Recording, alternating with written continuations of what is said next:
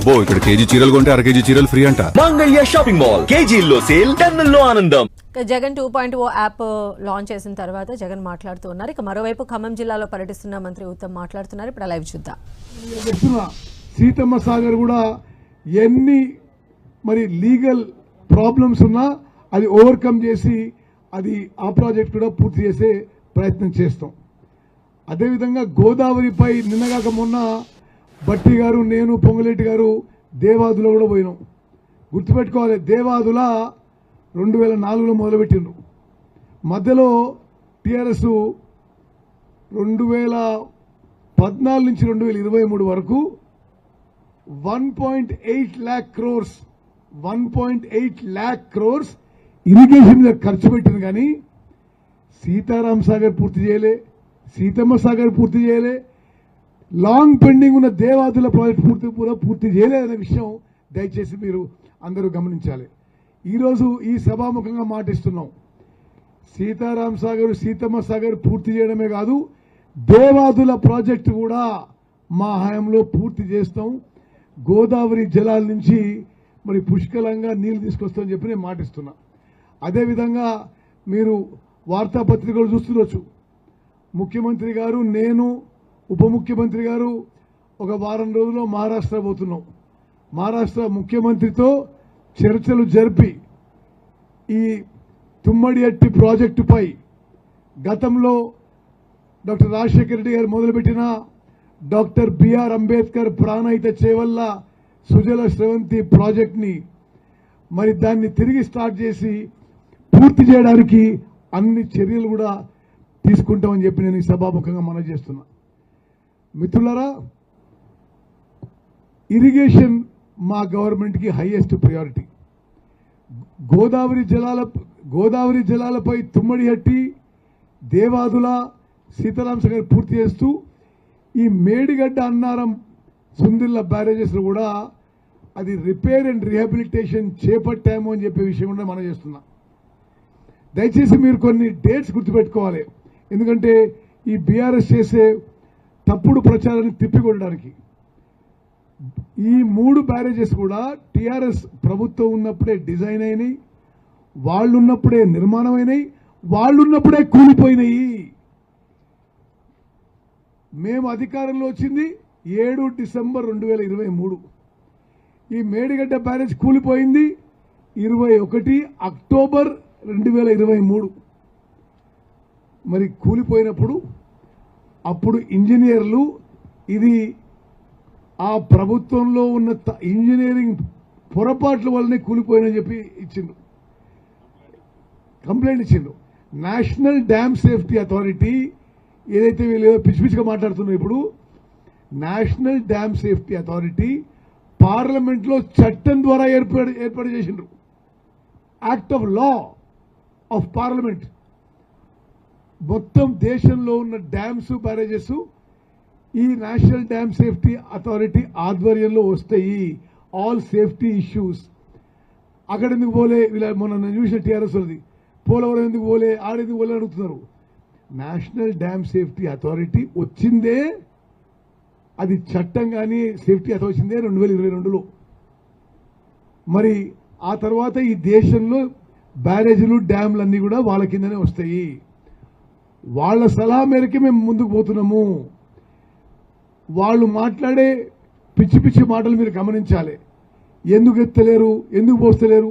National dam safety authority ఈ barrages లో నీరు నిల్వ ఉంచడానికి వీల్లేదు అని లిఖితపూర్వకంగా ఇచ్చింది. ఇంకా కొంచెం లోతుగా పోవాలంటే వాళ్ళు రాసుకున్న డిపిఆర్లోనే, డీటెయిల్ ప్రాజెక్ట్ రిపోర్ట్లో ఆ 3 బ్యారేజెస్ కి షీట్ పైల్ ఫౌండేషన్తో కట్టాలి అని రాసుకున్నారు. అది సెంట్రల్ వాటర్ కమిషన్ ఆమోదం ఏమని ఉన్నది, ఆ 3 బ్యారేజెస్ షీట్ పైల్ ఫౌండేషన్తో కట్టాలని ఆమోదం ఉంది. వీళ్ళొచ్చి మాకే అన్ని తెలుసు అన్నట్టు మరి ఆ 3 బ్యారేజెస్ కి ఫౌండేషన్, దయచేసి అర్థం చేసుకోండి, సెంట్రల్ వాటర్ కమిషన్ ఒక ఫౌండేషన్ ఆమోదిస్తే వ్యాప్కోస్ డిపిఆర్లో అదే ఫౌండేషన్ ఉంటే వీళ్ళు ఆ ఫౌండేషన్ మార్చేసి షీట్ పైల్ ఫౌండేషన్ మార్చేసి సీకండ్ పైల్ ఫౌండేషన్తో కట్టిండ్రు. ఇప్పుడు నేషనల్ డ్యామ్ సేఫ్టీ అథారిటీ కానీ జాతీయ అంతర్జాతీయ ఎక్స్పర్ట్స్ ఏమంటున్నారు, ఈ మూడింటికి, ఈ 3 బ్యారేజెస్లకి ఒకే టైప్ లోపభూయిష్టమైన ఫౌండేషన్ ఉంది. మేడిగడ్డ కూలిపోయినట్టే ఆ తతిమ 2 కూడా కూలిపోయే ప్రమాదం ఉంది. దీంట్లో మీరు గేట్లు దించొద్దు, దీంట్లో నీరు నిల్వ ఉంచొద్దు. ఇది మీరు ఫలానా టెస్టింగ్ చేయండి. ఆ టెస్టింగ్ కూడా ఎవరితో చేయించాలో కూడా వాళ్ళే రాసిండ్రు. Central water and power research station, national geophysical research institute, ఇటువంటి ప్రతిష్టాత్మకమైన జాతీయ సంస్థలని తో టెస్టింగ్ చేయించండి. ఎందుకంటే వాళ్ళు సరిగ్గా సాయిల్ టెస్టింగ్ కూడా చేయలే. బ్యారేజ్ కట్టినప్పుడు సాయిల్ టెస్టింగ్ చేయించండి.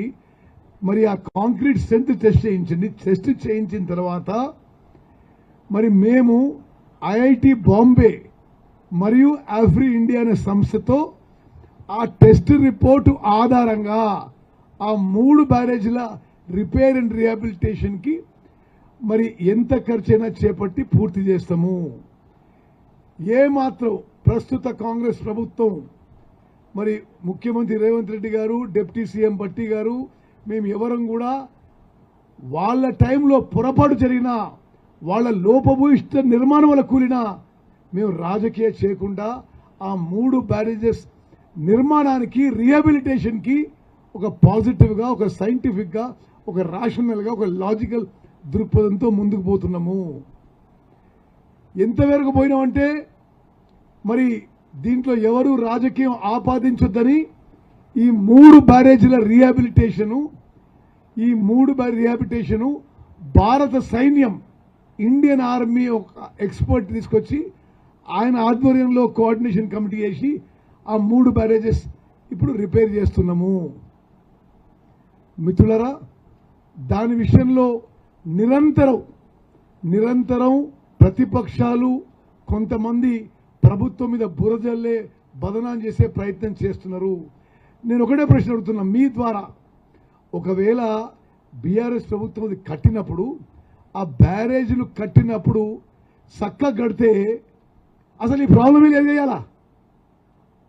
అదేవిధంగా నేను చెప్పలే, వాళ్ళ కుటుంబ సభ్యులు సోదరీమణి ఏమన్నదంటే, బీఆర్ఎస్ పార్టీ 1400 కోట్ల రూపాయలు కాళేశ్వరం కాంట్రాక్టర్ నుంచి తీసుకొని అఫీషియల్ గా చెక్ రూపంలో బీఆర్ఎస్ పార్టీకి ఇచ్చిండ్రు. ఇక వాళ్ళు కూడా కాంట్రాక్టర్లు కాళేశ్వరం నాణ్యత గురించి మాట్లాడి మరి మా మీద బదనాం చేస్తే ఇది చాలా దుర్మార్గమైన విషయం అని చెప్పి నేను మనం చేస్తున్నా. అదేవిధంగా మీరు రాష్ట్ర వ్యాప్తంగా ఆ 10 ఏళ్ల పాటు అసలు మేము ఏదో చేసినామని ప్రొపగాండా చేస్తారు కదా. మీరందరూ ఇక్కడున్న చాలా మంది విలేకరు మిత్రులు నాకు చాలా పాత మిత్రులు, భూపాల్ ముందు నల్గొండలో ఉండే. మరి మీరు ఒకసారి ఆలోచన చేయండి, అటు నుంచి మొదలు పెడితే, ఇక్కడ మేము నుంచి మొదలు పెడదాం, అప్పటి వరకు పెండింగ్లో ఉన్న కల్వకుర్తి, నెట్టెంపాడు, భీమా, కోయిల్ సాగర్ పెండింగ్లోనే ఉన్నాయి, పూర్తి చేయలే. పాలమూరు రంగారెడ్డి ప్రాజెక్టు మీద 27,500 కోట్లు ఖర్చు పెట్టిండ్రు. ఒక్క ఎకరం ఆయకట్టు కొత్తగా, మరి ఒక్క ఎకరం ఆయకట్టు కూడా రాలే. మరి ఇంకా పైకి వస్తే ఎస్ఎల్బిసి టనలు పూర్తి చేయలే, డిండి ప్రాజెక్టు పూర్తి చేయలే, దేవాదుల పూర్తి చేయలే, సీతారాం సాగర్ ప్రాజెక్టు మీద 8,500 కోట్లు ఖర్చు పెట్టి ఒక్క ఎకరం ఆయకట్టు కొత్తగా తీసుకురాలే. మరి కాళేశ్వరం ప్రాజెక్టు మీద 1,00,000 కోట్లు ఖర్చు పెట్టి 1,00,000 ఎకరాలు కూడా ఆయకట్టు తీసుకురాలే. తుమ్మడిహట్టి ప్రాజెక్టు ఒక దుర్మార్గపు ఆలోచనతో, ఒక తప్పుడు ఆలోచనతో అంబేద్కర్ ప్రాణహిత చేవల్ల ప్రాజెక్ట్ని తుమ్మడిహట్టి నుంచి మేడిగడ్డకి షిఫ్ట్ చేసిన విషయం సుప్రీంకోర్టు జడ్జి ఉన్న జ్యుడిషియల్ కమిషన్ కూడా ఇది తప్పుడు నిర్ణయం అని నివేదిక ఇచ్చింది. మరి ఇంత తప్పులు చేసిన వాళ్ళు ఈరోజు వాళ్ళు ఇంకోళ్ళ మీద మాట్లాడుతుంటే అది ఎంత దుర్మార్గం అని చెప్పి నేను మనం చేస్తున్నా. హైదరాబాద్లో ఒక పాపులర్ సేయింగ్ ఉంటుంది, ఉల్టా చోర్ కొత్వాల్ కోట్ అంటారంట. అంటే దొంగనే పోలీసు వాళ్ళకి తిరుగుతున్నట్టుంది ఇప్పుడు వ్యవహారం. మరి మిత్రులారా, సరే చివరిగా నేను ఒకటే విషయం చెప్తున్నా. మా ప్రస్తుత కాంగ్రెస్ ప్రభుత్వం, ముఖ్యమంత్రి రేవంత్ రెడ్డి గారు, ఉప ముఖ్యమంత్రి భట్టి గారు, వారి నాయకత్వంలో నడుస్తున్న కాంగ్రెస్ ప్రభుత్వం వీఆర్ కమిటెడ్ వీఆర్ సిన్సియర్. ఈ ఇరిగేషన్ ప్రాజెక్టులన్నీ పూర్తి చేయడానికి ఆ దిశలో అన్ని విధాలుగా పారదర్శకంగా నిజాయితీగా ముందుకు పోతున్న విషయం కూడా నేను ఖమ్మం ప్రజలందరికీ తెలియజేస్తూ, ప్రత్యేకంగా ఖమ్మంలో నేను మళ్ళీ అంటున్నా, చాలా పవర్ఫుల్ మినిస్టర్స్ ఇక్కడ. మరి డిప్యూటీ సీఎం గారు శ్రీనివాసరెడ్డి గారు, తుమ్మల గారు, పవర్ఫుల్ ఎంపీ శ్రోణికా చౌదరి గారు, రఘురామ్ రెడ్డి గారు, బలరాం నాయక్ గారు, తప్పనిసరిగా వారందరి సహకారంతో ఖమ్మంలో మొదలుపెట్టి